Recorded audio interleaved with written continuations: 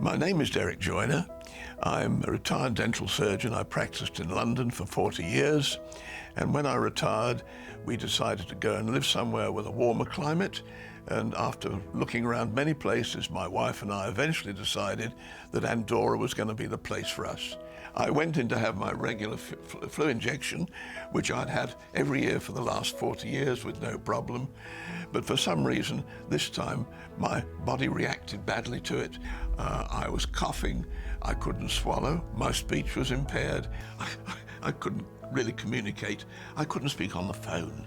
The doctors were really nice in Andorra, but they didn't have sufficient expertise to understand what was wrong with him, as nobody had ever seen this condition before. And I didn't know how to handle him, what to do for him. I was pretty worried because he was apparently starving to death. It had got to the point after I'd lost 22 kilos that they were contemplating a surgical procedure to feed me artificially, which is something that obviously wasn't an attractive proposition. Mrs. Joyner contacted us on behalf of her husband because he was unable to speak and described his problem and his situation to us.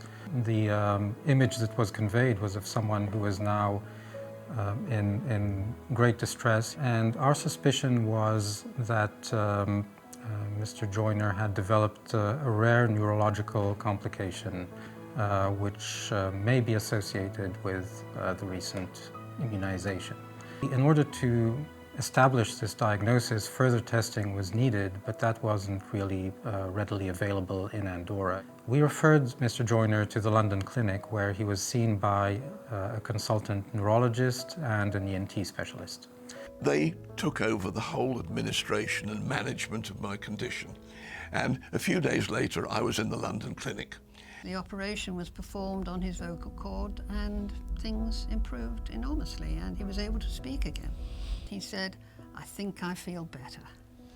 Had we not done that, probably he would have ended up with a different feeding solution, which would have reduced his quality of life substantially. It certainly wouldn't have been what we would have wished for him.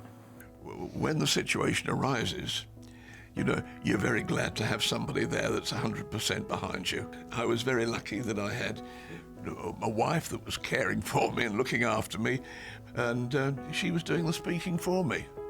No change. Thank you, darling. Medix gave me confidence to be able to do things for him, and he was able to appreciate what I was trying to do because he knew that I had spoken to somebody who could definitely help with the situation. I mean, if we hadn't have had the advice and help of Medix, frankly, I don't know where we would have ended up. I don't think I could have done without them. I mean, that sounds a little bit over the top, but I really don't think I would have been able to cope because I wouldn't have known where to go, what to do. It was just the feeling that we were having the best treatment available for what is a very rare condition.